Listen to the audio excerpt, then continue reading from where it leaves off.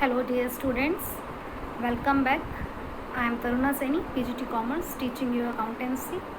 Let's continue our chapter, that is chapter number 3, change in profit sharing ratio among the existing partner, and the topic is goodwill, and the method we are discussing for the evaluation of the goodwill is average profit method.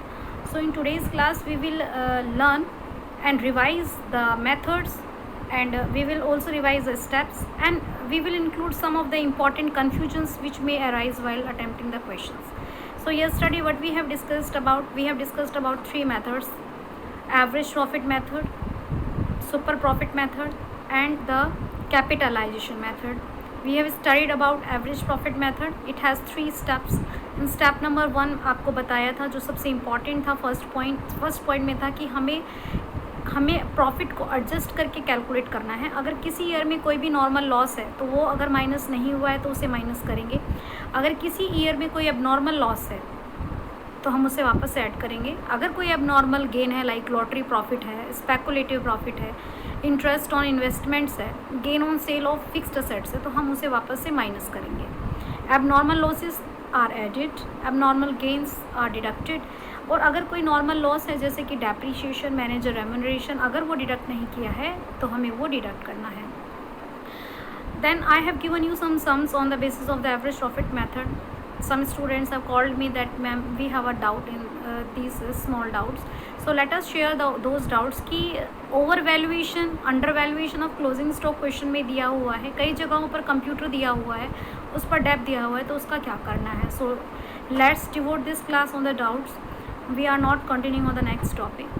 सो बेटा सबसे first आपका एक confusion होगा, over valuation of closing stock question में दिया हुआ है. तो in our 11th class we have studied opening stock in the beginning of the year and the closing stock at the end of the year. अगर आपको question में दिया हुआ है कि क्लोजिंग स्टॉक ओवर वैल्यूड है, अगर आपको क्वेश्चन में दिया है कि क्लोजिंग स्टॉक ओवर वैल्यूड है, तो आपको उसे माइनस करना है. जिस ईयर में क्लोजिंग स्टॉक ओवर वैल्यू दिया हुआ है आपको माइनस करना है, और इस साल का क्लोजिंग स्टॉक अगली साल का ओपनिंग स्टॉक होगा तो अगली साल में वो प्लस करना है. एक बार आई एम रिपीटिंग, अगर क्लोजिंग स्टॉक आपको गिवन है और ओवर वैल्यूएशन गिवन है, तो जिस ईयर में ओवर वैल्यूएशन गिवन है वहाँ से आपको माइनस करना है, और इस साल का क्लोजिंग स्टॉक नेक्स्ट ईयर का ओपनिंग स्टॉक होगा तो ओपनिंग स्टॉक नेक्स्ट ईयर में प्लस करना है. ये ओवर वैल्यूएशन है. अगर आप इलस्ट्रेशन देखेंगे तो वहाँ पे अंडर वैल्यूएशन पॉइंट भी होगा. तो अगर क्वेश्चन में under valuation of closing stock है, अगर क्वेश्चन में under valuation of closing stock है तो आपको क्या करना है, आपको प्लस करना है. और इस साल का closing stock obvious next year का आपका ओपनिंग स्टॉक होगा, तो आपने जो अंडर वैल्यूएशन इस बार आपने क्या किया है, प्लस किया है, तो आप वापस से नेक्स्ट ईयर में क्या करेंगे, माइनस करेंगे. This thing you have to clear. So let us have the look at the questions, then you will solve in your fair register. In the question 4, X sold his business to Y. X ने अपना business sell किया है as per accounting standard 26. जब भी हम business को cell करते हैं तो हम गुडविल का वैल्यूएशन करते हैं. Calculate the value of the goodwill taking consideration the following factors. आपको गुडविल को कैसे कैलकुलेट करना है, 3 ईयर परचेज. हमने कल फॉर्मूला स्टडी किया था. Goodwill is equal to average profit into number of year purchase. Very good. So हाँ, यहाँ पे नंबर ऑफ ईयर परचेज आपका क्या हो गया बेटा, 3 हो गया. Very good. आफ्टर दैट आपको यहाँ पे प्रॉफिट्स दिए हुए हैं लास्ट 4 ईयर के, 1 2 3 4 5, और आपको कितनी ईयर का कैलकुलेट करना है. यस, देखिए यहाँ पे आपको दिया हुआ है profit of the last 4 year, लेकिन यहाँ पे आपको कितने प्रॉफिट्स दिए हुए हैं, 1 2 3 4. ओके, 4 ईयर के प्रॉफिट आपको दिए हुए हैं, 9 10 11 12, और यहाँ पे 40,000 प्रॉफिट है, 58 53 62. आपको ये ऐड करना है, लेकिन ऐड करने से पहले आपको इनका एडजस्टमेंट करना है. सो आपको क्या करना है, abnormal loss is given in the question. Abnormal loss, तो ये एबनॉर्मल लॉस है, तो आपको 2009 के प्रॉफिट में, ये 2009 का प्रॉफिट है, तो ये एबनॉर्मल लॉस 40 में 2 ऐड कर देना है. एबनॉर्मल लॉस हम क्या करना होता है, ऐड करना होता है. एबनॉर्मल प्रॉफिट 4000 का है 2010 के प्रॉफिट में, तो एबनॉर्मल प्रॉफिट है तो ये आपको लेस कर देना होगा, ये आपका 4000. अंडरस्टैंड. कि एबनॉर्मल लॉस जिस ईयर में है 2009 में है तो हमने वहाँ ऐड कर दिया, और एबनॉर्मल जो प्रॉफिट है 4000 2010 में वो हमने माइनस कर दिया। आफ्टर दैट आपको स्पेकुलेटिव प्रॉफिट 5000 दिया हुआ है 11 के प्रॉफिट में, तो 11 का ये स्पेकुलेटिव प्रॉफिट है, रेगुलर प्रॉफिट है नहीं, तो आप इसको भी क्या कर देंगे, माइनस कर देंगे। तो आपने क्या देखा है, एबनॉर्मल लॉस को हमें क्या करना है बच्चों, ऐड करना है, प्रॉफिट को हमें क्या करना है, एबनॉर्मल प्रॉफिट को लेस करना है, लॉटरी प्रॉफिट को क्या करना है, लेस करना है। गुड। नेक्स्ट आपको दिया हुआ है profit of the year reduced by 10,000 on such a machinery which is destroyed by fire. Again ये आपका कैसा लॉस है, एबनॉर्मल लॉस है, तो आपको इसको क्या करना होगा, ऐड करना होगा। तो कंसर्न ईयर में आप इसे करेंगे। तो आप इस क्वेश्चन को सॉल्व करने के लिए क्या करेंगे, you will just make a table. यहाँ आप लिखेंगे ईयर, आप ईयर में लिखेंगे 2009, देन 10, देन 11, देन 12। फिर आप यहाँ पे लिखेंगे प्रॉफिट जो क्वेश्चन में दिए हैं। देने के बाद में आपको यहाँ पे लिखना है एडजस्टेड, एडजस्ट करोगे, एडजस्ट करने के बाद में निकालोगे नेट प्रॉफिट। ऐसे आपको काम करना है। फर्स्ट कॉलम में आपको ईयर लिखने हैं, सेकंड कॉलम में जो क्वेश्चंस में प्रॉफिट दिए हुए हैं ये 40,000, यहाँ पे 40 लिख दोगे, देन 58 आप मेंशन कर दोगे, और फिर यहाँ एडजस्टमेंट लिखोगे +2 -4, और फिर यहाँ पे ऐड करके लिखोगे। फिर आपको ऐड करना है, ऐड करने के बाद में आपको नंबर ऑफ परचेज से मल्टीप्लाई करना है। ये क्वेश्चन इस तरीके से होगा। Let's have a look on the next question. A, B, C are partners in a firm sharing profit and losses in the ratio 3:2:1, और D पार्टनरशिप में आया है for 1/4 share, and goodwill is to be valued at 3 times the average annual profit of the previous 4 और 5 year whichever is higher.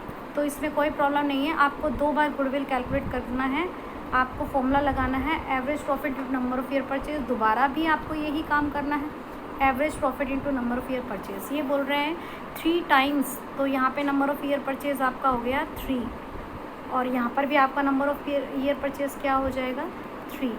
लेकिन अब आपको यहाँ पे क्या काम करना है, यहाँ पे बोल रहा है 4 ईयर, तो एक बार आप एवरेज प्रॉफिट 4 ईयर का ले लेना और एक बार एवरेज प्रॉफिट 5 ईयर का ले लेना, तो जो भी ज़्यादा होगा वही गुडविल का आंसर होगा। तो आपको 2 बार ये काम करना है। एक बार आपको क्या काम करना है, जैसे 4 ईयर ये आपको दे रखे हैं 5 ईयर, तो एक बार तो आप सबका टोटल कर लेना, तो ये 5 ईयर का टोटल आ जाएगा, और फिर 5 ईयर का एवरेज निकाल लेना टोटल अपॉन में 5 करके, और फिर गुडविल निकाल लेना। उसके बाद में आपको क्या करना है, लास्ट के 4 ईयर का लेना है, 1, 2, 3 और 4। इसको नहीं लेना, इसको मत लेना, लास्ट के 4 लेने हैं। लास्ट के 4 का आप क्या करेंगे, टोटल करेंगे, टोटल करने के बाद आप उनका क्या निकालेंगे, एवरेज निकालेंगे डिवाइड बाय 4 करके, और फिर गुडविल निकालेंगे। जिस भी आंसर से आपकी गुडविल ज़्यादा आएगी वही आपका करेक्ट आंसर होगा। Then let's have a look on the next question. आपको इस क्वेश्चन में 3 पार्टनर्स दिए हुए हैं, A, B, C, और इक्वली शेयर कर रहे हैं, they agree to admit D, और आपको यहाँ पे क्या दिया हुआ है, what is the important point here बेटा, everything is same, profits are given, but here there is a question confusion that a computer costing ₹40,000। दोबारा से एक बार देखो क्वेश्चन में, on 1 October 2010 a computer costing 40,000 was purchased and debited to office expense account. अब आप बताइए, हमने अगर कंप्यूटर परचेज़ किया तो वो हमारी असेट है या एक्सपेंडिचर है, एसेट है। तो अगर असेट्स है तो क्या हमें इसे P&L अकाउंट में शो करना चाहिए, नहीं, तो इन्होंने शो कर दिया है, तो हमें वापस से क्या करना है, कंप्यूटर जिस ईयर से माइनस किया है वहाँ पर हमें ऐड करना है। तो 2010 में परचेज़ किया है, अक्टूबर 10 में, तो किस सेशन में आएगा, 11 वाले में आएगा। तो 11 वाले में आपने 40,000 प्लस करना है, 11 में आपको 40,000 प्लस करना है, क्योंकि ये आपका एक्सपेंस नहीं है, ये आपकी असेट है। तो क्योंकि आपने माइनस किया हुआ है आप इसे वापस से प्लस कर देंगे। तो आपने क्या किया, आपने यहाँ पे 40,000 प्लस किया। अब उसने बोला है on which depreciation is charge at the rate 25% per annum. अब आपने इसे अक्टूबर 10 में परचेज़ किया था, तो अक्टूबर, नवंबर, दिसंबर, जनवरी, फरवरी, मार्च, तो आपका जो कंप्यूटर था वो 40,000 का था, तो 40,000 का 25%, और आप कितने मंथ्स का कैलकुलेट कर लेंगे, 6 मंथ्स का आप कैलकुलेट कर लेंगे। तो 20 से आपका 20 कैंसिल हो गया, 6 2 12 हो गया, 200, तो आपका आता है 5,000। तो आप इसमें क्या काम करेंगे, ये जो आपका 1,85,000 है, इस 1,85,000 में आपको 2 काम करने हैं। एक तो आपको जो आपने एक्सपेंस माइनस किया वो वापस ऐड करो, और क्योंकि आपका डेप्रिशिएशन एक्सपेंस है उसे माइनस करो। तो यानी कि केवल इस वाले पॉइंट में चेंज होगा, बाकी सारा सेम। तो 35 इसमें नेट ऐड हो जाएगा, 40 - 5। तो अगेन आपको यहाँ पर क्या करना है, एक टेबल बनाना है। तो टेबल कैसे प्रिपेयर करेंगे, यहाँ पे आप ईयर लिखेंगे। ईयर लिखने के बाद में जो क्वेश्चन में प्रॉफिट दिए हुए हैं वो प्रॉफिट, फिर आपको क्या लिखना होगा, एडजस्टमेंट, और फिर यहाँ पे नेट प्रॉफिट, फिर इसका टोटल निकालेंगे आप। टोटल निकालने के बाद में एवरेज, और एवरेज निकालने के बाद में goodwill, average profit into number of year purchase. तो आप इन सब को एक बार दोबारा से ट्राई कीजिएगा। If there is any problem then you can call me. Thank you and keep on learning, do practice and thanks, and the work is appreciable for those students who are sending me the pics on regular basis. God bless you students, and I want that every student should take care and utilize this time, because ultimately you have to appear for the exam. Thank you and have a knowledgeable day.